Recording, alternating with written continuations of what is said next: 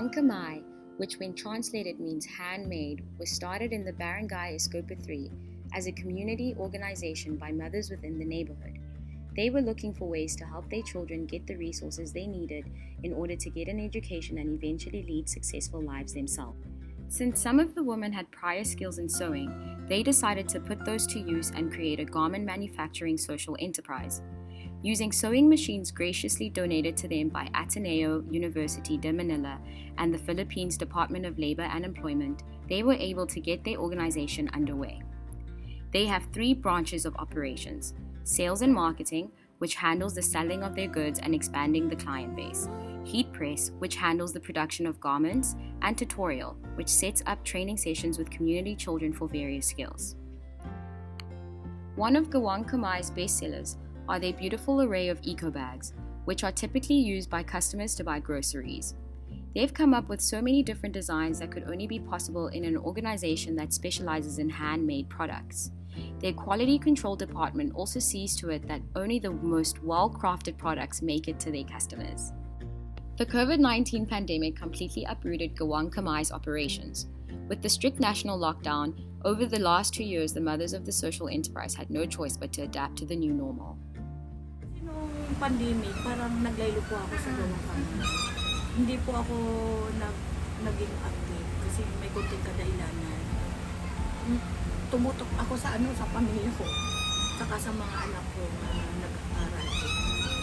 Kumbaga, isang taon din, wala po ako.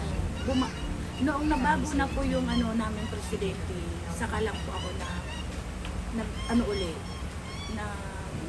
naging active, na handa naman po ako tumulong.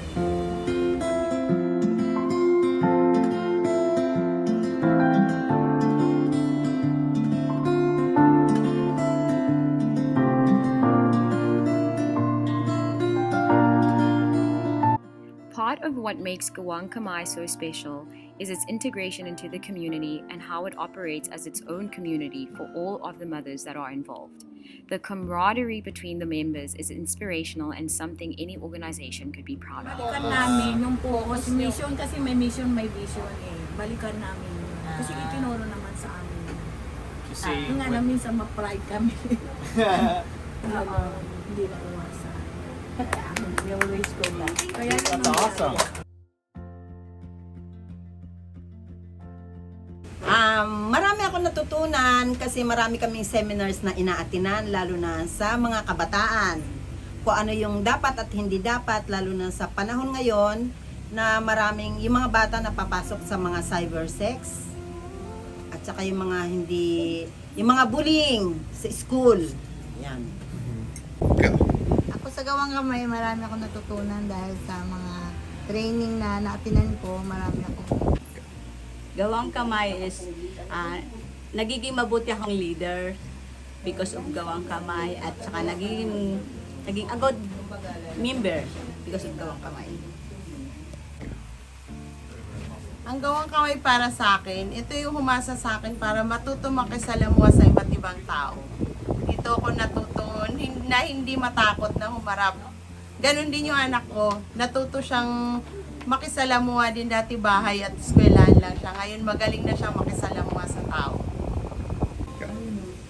Ako sa Gawang Kamay, ang natutunan ko dito, sa mga bata, yung paano pangalagaan. Nung naging president ako, maraming challenge, maraming kailangan gawin, but kailangan pa rin i-promote sa ibang tao, sa kagaya ninyo. At hindi nga, sabi ko nga sa inyo kahapon, hindi ito yung simula, hindi ito yung dulo, ito yung simula.